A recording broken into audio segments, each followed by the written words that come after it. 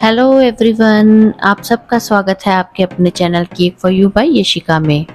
आज मैं बना रही हूँ हाफ केजी का फ्रेश फ्रूट केक। मैंने स्पॉन्ज को 6 इंच के मोल्ड में बेक किया है।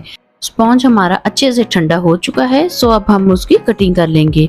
यहाँ पर मैं सबसे पहले ना स्पॉन्ज के ऊपर से हल्की सी थिन लेयर रिमूव कर रही हूँ। अब इसको मैं आज सिर्फ 2 लेयर्स में ही कट करूंगी, क्योंकि आज जो मुझे डिजाइन बनाना है उसके लिए मुझे केक का डायमीटर ज्यादा चाहिए था। बट क्योंकि केक हमारा छोटा है, हाफ केजी का ही है, 6 इंच का मोल्ड यूज करना ही ठीक था। क्योंकि अगर मैं 6 इंच से छोटे मोल्ड का यूज करती तो हमारा डिजाइन प्रॉपर नहीं बन पाता, क्योंकि उस पर स्पेस नहीं मिलती हमें काम करने के लिए। तो यहाँ पर सबसे पहले मैंने जो ऊपर से टॉप लेयर उतारी थी उसको रखा है नीचे बॉटम पे, उसके ऊपर सोकिंग करके अच्छे से क्रीम लगा दी है। अब यहाँ पर मैं एक पाइपिंग बैग में क्रीम भर के उससे ना बाउंड्री क्रिएट कर लूंगी, ताकि जो हमारा फ्रूट है वो सारा का सारा जब हम सेंटर में फिल करेंगे, क्योंकि हमने सिर्फ एक ही पार्ट कट किया है सेंटर में से, तो सारा फ्रूट हमारा यहीं पर ही आएगा। तो यहाँ ना मैंने सबसे पहले ब्लूबेरी क्रश लगा दिया है। फ्रूट जब हम सारा यहाँ पर फिल करेंगे तो बाउंड्री क्रिएट करने से ये होता है कि हमारा फ्रूट जो है वो केक से बाहर नहीं जाएगा। तो यहाँ पर अच्छे से सारे फ्रूट को मैं स्पून से धीरे धीरे डालते हुए और स्पून के साथ में ही उसको सेंटर में अच्छे से हल्का हल्का प्रेस करते हुए सेट कर दूंगी। यहाँ पर सारा का सारा फ्रूट ही मैंने सेंटर में ऐड कर दिया है। अब इसके बाद में मैं यहाँ पर पाइपिंग बैग से ही ना थोड़ी सी क्रीम अप्लाई कर दूंगी सेंटर में। और यहाँ पर एक और मैं बाउंड्री बना रही हूँ, क्योंकि फ्रूट थोड़ा सा ज्यादा था। डबल बाउंड्री बनाने से ना वो अच्छे से अंदर ही कवर रहेगा हमारी क्रीम के बीच में। तो यहाँ पर ऊपर भी क्रीम लगाकर मैंने हल्का सा उसको फैला दिया है। अब यहाँ पर जो ऊपर से थिन लेयर रिमूव की थी ना मैंने, उसको भी यहाँ पर मैं रख दूंगी, बीच में ही उसको मैं यूज कर लूंगी अच्छे से, उसकी भी सोकिंग करके और क्रीम अप्लाई कर दूंगी। यहाँ पर इस वाली लेयर के ऊपर भी मैं क्रश ऐड कर दूंगी, क्योंकि फ्रूट हम सेंटर में फिल कर चुके हैं। अब यहाँ पर इसके ऊपर मैं मिक्स फ्रूट क्रश को डाल दूंगी, इसको भी अच्छे से लगाकर। अब इसके बाद में जो हमारी एक लेयर बची है, जो हमारी बॉटम वाली लेयर थी ना, उसको हम रख देंगे टॉप पर। यहाँ पर इसको हल्के से हाथ से प्रेस जरूर कर लीजिएगा, ताकि वो अच्छे से नीचे क्रीम के साथ में चिपक जाएगी आपकी जो ऊपर वाली लेयर है।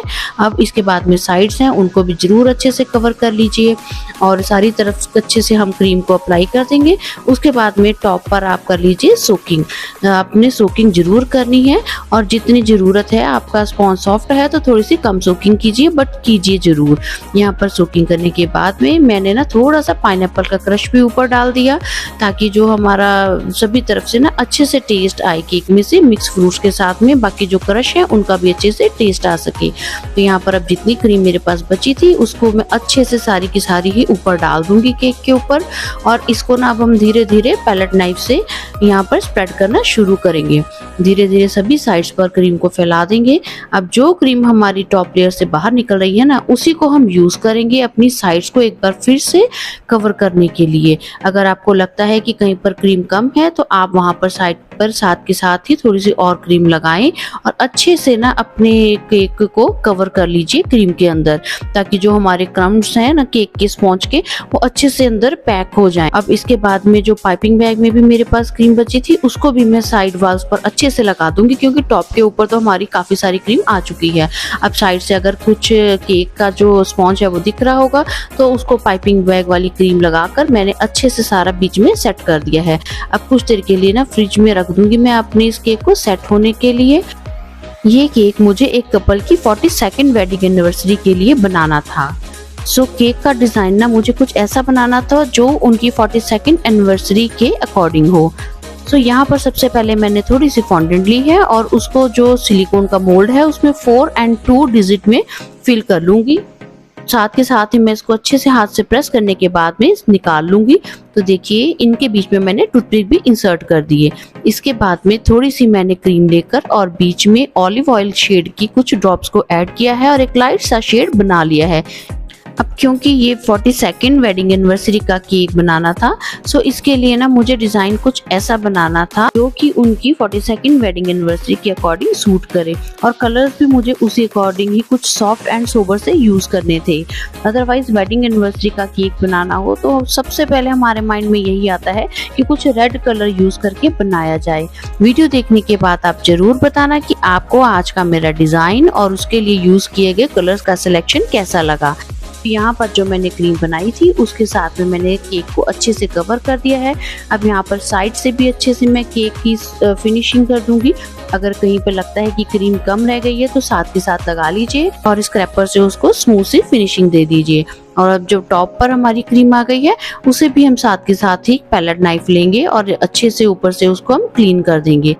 तो सभी तरफ से ना हम अपने केक को अच्छी सी एक स्मूथ सी फिनिशिंग दे देंगे ताकि इसके ऊपर हम बनाएं अपना आगे का डिजाइन।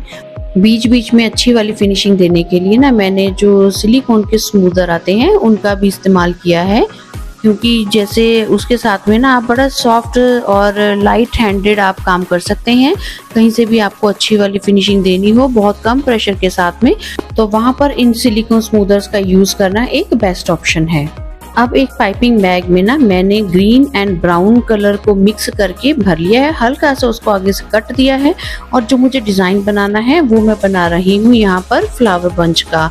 तो उसके लिए मैंने यहाँ पर पतली पतली सी जो स्टेम्स हैं वो बनाई हैं इसी पाइपिंग बैग के साथ में। फ्री हैंडेड आप चाहें तो जैसे मर्जी जितनी मर्जी स्टेम्स यहाँ पर बना सकते हैं। अब ये स्टेम बनाने के बाद में मैंने पिंक कलर की क्रीम बनाने के लिए यहाँ पर बजूका पिंक शेड का यूज किया है और उसको फिर मैंने पाइपिंग बैग में भर लिया है। और मैंने रोज बनाने वाली जो नोजल होती है नूर की R11 नंबर नोजल का यूज किया है। उसके साथ में ना मैंने ये एक स्क्रूअर लिया है, इसके ऊपर आज मैं छोटे छोटे रोज बनाऊंगी और फिर उसके बाद में इन रोजेस को मैं अपने यहाँ पर केक के टॉप पार्ट पर प्लेस करती जाऊंगी। ये देखिए मैंने एक छोटा सा पहले एक फ्लावरी रोज यहाँ पर बना लिया है। अब एक और मैंने टूथपिक लिया है, उसकी हेल्प से मैं इसको प्लेस करूंगी। इसको करने के लिए ना आपको यहाँ से टर्न टेबल हटाना होगा, क्योंकि यहाँ पर बड़े लाइट हैंडेड और बड़े ध्यान से हमने प्लेस करना है फ्लावर को।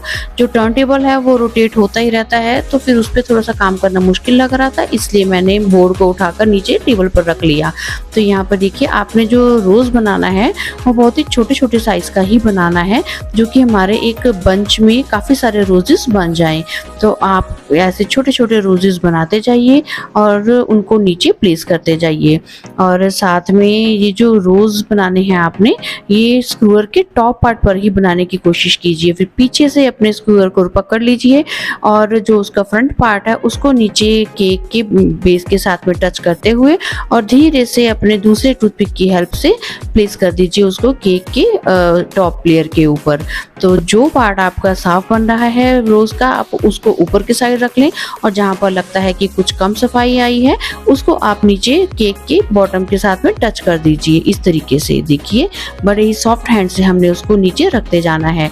तो यहाँ पर बहुत ही छोटे छोटे से ही रोज बनाने हैं ताकि हमारे जो एक बंच के बीच में काफी सारे रोजेस दिखते हैं, कुछ उस तरीके से हमारा ये डिजाइन बनता जाए। आप चाहें तो यहाँ पर 2 कलर्स के रोजेस भी बना सकते हैं या मल्टी कलर्स भी बना सकते हैं। बस इस बात का ध्यान रखिएगा कि जब आप रोज बनाते हैं और स्क्रूअर को पीछे से पकड़ के आप केक के ऊपर फ्लावर को रखना है, तो बस ये ध्यान रखिए जो पीछे से जहाँ से आपने स्क्रूअर को पकड़ा है वो पार्ट हमारा केक के साथ में टच नहीं होना चाहिए। सिर्फ जो इस स्क्रूअर की फ्रंट की टिप है, सिर्फ जहाँ पर हमने फ्लावर बनाया है, सिर्फ वही पार्ट हमारा नीचे केक के साथ में टच हो और बैक से वो पार्ट आपने थोड़ा सा ऊपर ही रखना है, नहीं तो पीछे जो हमारे केक की फिनिशिंग है वो खराब हो सकती है। तो इस तरीके से देखिए यहाँ पर जितने फ्लावर्स बन सकते थे मैंने वो फ्लावर्स कुछ बना दिए हैं और उसके बाद में जो जगह बचेगी हम उसको ऐसे ही इसके साथ में अपनी नोजल के साथ में हल्की सी एक बर्ड बनाकर कंप्लीट कर लेंगे। तो यहाँ पर भी देखिए जितनी जगह थी यहाँ पर मैंने फिंगर के साथ में इजीली इसको नीचे प्लेस कर दिया। तो यहाँ पर मैंने इसी पाइपिंग बैग को लेते हुए छोटी छोटी सी एक बर्ड बना दी है बीच में। यहाँ पर भी एक और छोटी सी मैं बर्ड बना दूंगी कुछ इस तरीके से। अब इसके बाद में ना जो हमारी साइड वॉल है वहाँ पर भी मैं इसी पाइपिंग बैग में और सेम नोजल के साथ में ही छोटी छोटी जो है रोज की बर्ड्स बना दूंगी, ताकि जो साइड वॉल्स हैं कुछ खाली ना लगे और हमारा जो साइड वॉल्स का डिजाइन है कुछ ऐसा होना चाहिए जो कि हमारे टॉप वाले डिजाइन के साथ में भी मैच करता हो। अब जो मेरे पास ग्रीन कलर की पाइपिंग बैग थी उसी के साथ में ही यहाँ पर मैं जो साइड वाले रोज बनाए हैं, बर्ड्स बनाए हैं, उनकी कुछ छोटी छोटी सी लीव्स और एक छोटी छोटी सी स्टेम बना दूंगी। तो इसके साथ में जो मेरा साइड वाला डिजाइन है वो कंप्लीट हो जाएगा। इतना करने के बाद में मैंने इसी पाइपिंग बैग को ही ना आगे से वी शेप में कट कर लिया था, ताकि मैं जो हमारी स्टेम है उनके बीच में कुछ लीव्स भी बना सकूं। तो यहाँ पर देखिए कट करने के बाद में मैंने कुछ इस तरीके की लीव्स बनाई हैं जो ऐसी नेचुरल लगे, जो कि हमारे रोजेस के नीचे होती हैं, जिनके ऊपर हमारा रोज जो है सेट होता है स्टेम के ऊपर। तो कुछ इस तरीके से देखिए ये जब लीव्स बनाई तो ऐसा लग रहा था जैसे हमने यहाँ पर रियल रोजेस को ही प्लेस किया होता है। इस तरीके से ये जो फ्लावर्स हैं बड़ी अच्छी लुक में आ गए और ज़्यादा अच्छी लुक में लग रहे थे जब हमने लीव्स भी बना दी। कुछ साइड पर भी लीव्स बनाने के बाद में अब ये जो हमारा फ्लावर पंच है इसको एक कंप्लीट लुक देने के लिए मैंने एक पाइपिंग बैग में व्हाइट कलर की क्रीम भरी और उसके साथ में ही मैंने ऐसे एक बो बना दिया है यहाँ पर, जिससे ये लगे कि हमारा जो फ्लावर पंच है हमने उसको टाई किया हुआ है। ये उसका एक रिबन की तरह का मैंने लुक दे दी है यहाँ पर। अब जो नीचे की हमारी जो स्टेम थी वो मेरे को थोड़ी सी छोटी लग रही थी, सो इसलिए ना मैंने उनको थोड़ा सा बड़ा कर लिया था, ताकि जो इस तरीके से लगे कि मतलब वो एक नेचुरल से लुक में हमारा फ्लावर पंच लगे। अब जो व्हाइट कलर की मेरे पास क्रीम बची हुई थी उसके साथ में ही मैं यहाँ पर नीचे साइड में एक छोटा सा ना ड्रॉप्स बनाते हुए एक बॉटम क्रिएट कर दूंगी। तो इसके साथ में जो डिज़ाइन है वो मेरा बहुत अच्छा बन गया। अब इसके बाद में मैं यहाँ पर मेटालिक सिल्वर स्प्रे को भी डाल दूंगी ऊपर, सभी तरफ अच्छे से हम स्प्रे कर देंगे। इसके बाद में मैंने सिल्वर ग्लिटर को भी ना फ्रीली ऐसे हैंड के साथ में सिर्फ जो हमारे रोजेस हैं उन्हीं के ऊपर ही डाला है। और साइड पर मैं कुछ यहाँ पर एडिबल पर्ल्स डाल दूंगी। और जो हमने 42 नंबर बनाया था फॉन्डेंट के साथ में उसको भी देखिए मैंने टूथपिक के साथ में यहाँ पर इंसर्ट कर दिया है। सो आई होप कि आपको मेरी ये वीडियो पसंद आएगी। सो प्लीज़ मेरे चैनल को लाइक एंड सब्सक्राइब जरूर कीजिएगा। तो जल्दी ही मिलती हूँ केक डेकोरेशन की एक और वीडियो में। Till then bye bye, thanks for watching.